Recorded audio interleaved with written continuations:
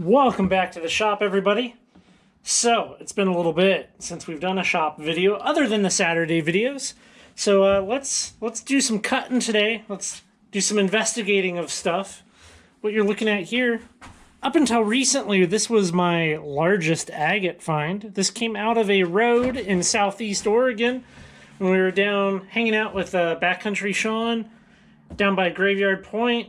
And, well, I think I saw like that nub sticking out of the road, a dirt road out there, and started picking at it and pulled this guy out. It's got a little bit of a jasp agate, but you can see here, well, we got some banding. Now I say this is my second biggest because, well, look at the photo of it with my current biggest agate.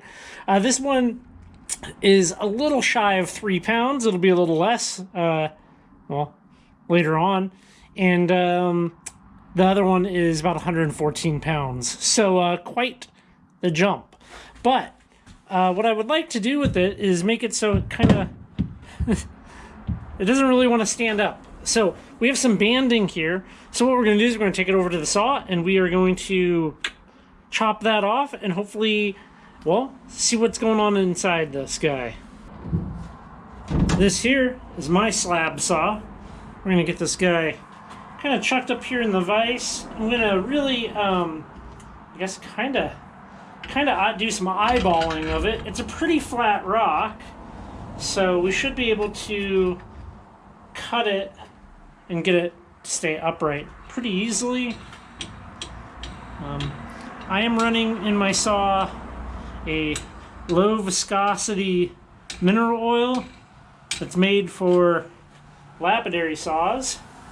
And I'm going to kind of walk through the process here a little bit on this. I know for those of you with slab saws, this is old news, but not everybody has seen these, so let's kind of really get into it. I'm cranking this guy down, and let's see here. Okay, so the way this works is we have a vise here, and it slides.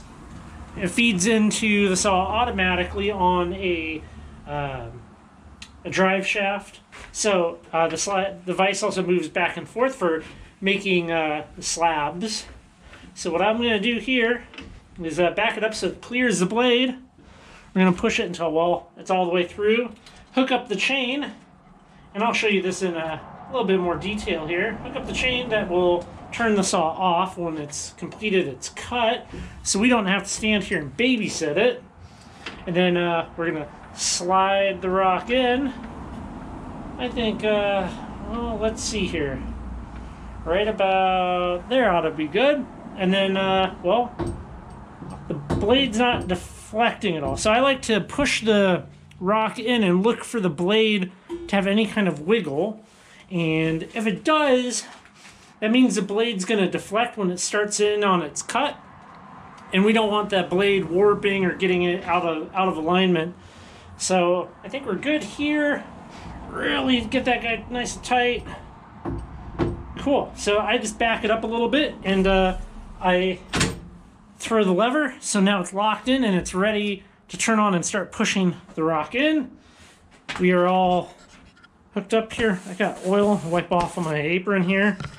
You can kind of see the setup, how this all functions. So all that's left to do now is, well, we're gonna close the lid, plug it in, throw the switch. We got a little motor down here that drives the vise in. Got another motor that spins the blade, and well, we'll have a cut rock here.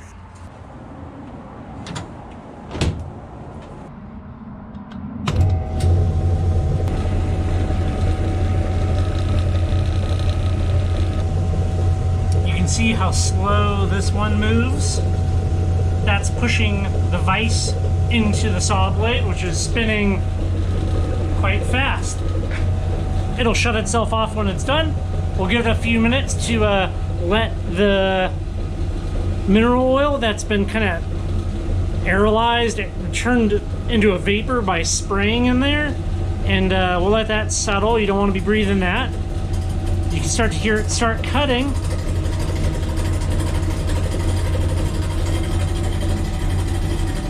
I'll check back with you in a little bit. This is a very slow process. Well, there we go. She's all done. Let's see what we got.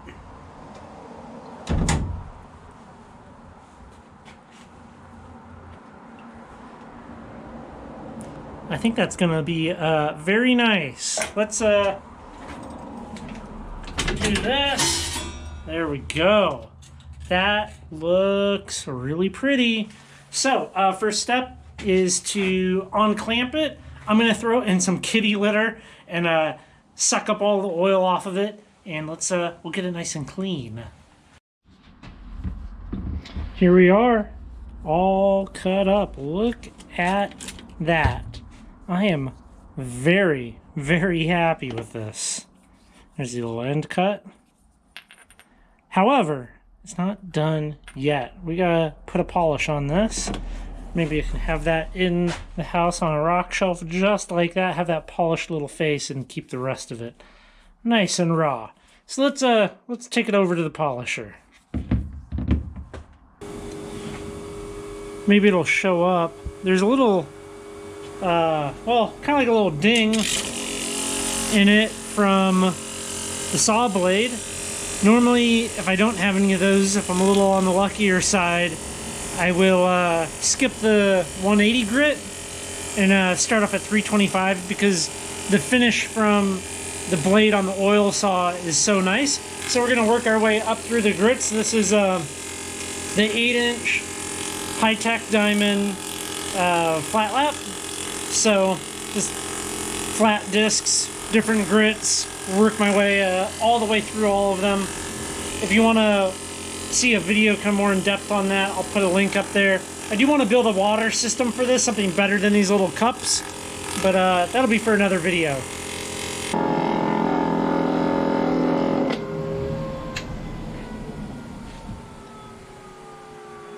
That ought to do it. So overall, let's see, that took me about 25 minutes to complete. I'm going to take this into the house. I'm going to wash it off because I've been it would have been faster, right? But I've been walking in between well, my shop and the house to wash the stone in between grits so that I don't bring one grit, a lower grit, to a higher grit. So let me go get this cleaned up and we'll start looking at it, you know, and I'll show it to you. See the reflection in that. Overall, I'm very happy with how this came out. I think it looks really nice, and well, it's a nice little piece for the inside shelf of good rocks. And I know what you might be thinking. Did that guy steal his wife's cake frosting stand for this shot? Well, you'd be correct. As always, I hope you enjoyed this video. If you did, please hit the subscribe button for more content like this. As winter comes my way, there will surely be more shop videos, so you can look forward to that. And I appreciate all the support, everybody.